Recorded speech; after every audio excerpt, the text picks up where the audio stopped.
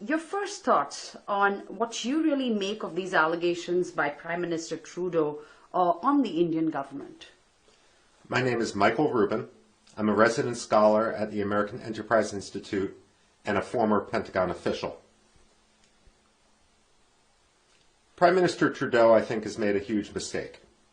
He has made allegations in a manner which he hasn't been able to back. There's two possibilities here. Either he was shooting from the hip and he doesn't have the evidence to support the accusations he made against the Indian government, or there is something there, in which case he needs to explain why his government was sheltering a terrorist with blood on his hands. Now, there has been some reporting about, how weeks before the world leaders were to meet in Delhi, Canada did approach its allies to jointly raise this issue at the summit. Do you think there was some kind of a discussion like that and, the allies stepped back and didn't do that? Well, as a former consumer of intelligence, I can say that oftentimes the intelligence we see, whether it's a telephone intercept or something else, isn't as black and white, isn't as cut and dry as oftentimes politicians want it to become. I mean, certainly that was the case with regard to the Iraq War.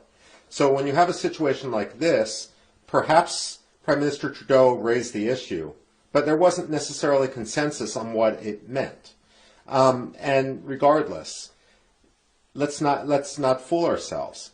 Let's not fool ourselves. Hardeep Singh Nijjar was not simply a plumber any more than Osama bin Laden was a construction engineer.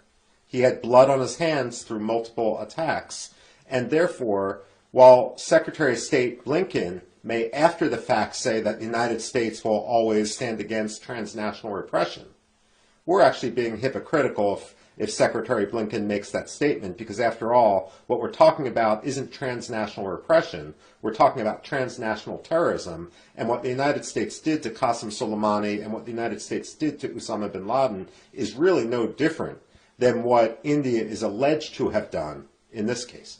Right. Now, community. Can you spell out the danger of this tit-for-tat diplomacy that is being made out here? Is there any way that this can be rectified, and will the U.S. eventually intervene publicly? Well, frankly, there's a much greater danger for Canada than India. If Canada wants to pick a fight, frankly, at this point, it's like an ant picking a fight against an elephant. And the fact of the matter is, India is the world's largest democracy. It's far more important strategically, arguably, than Canada is, especially as concern grows with regard to China and other matters in the Indian Ocean Basin and in the Pacific. So first there's that. Second of all, again, while Justin Trudeau might want to make this a case of human rights, the fact of the matter is Nijjar isn't a model one wants to use for human rights. Nijjar may have been involved in the assassination of a rival Sikh leader just a year ago.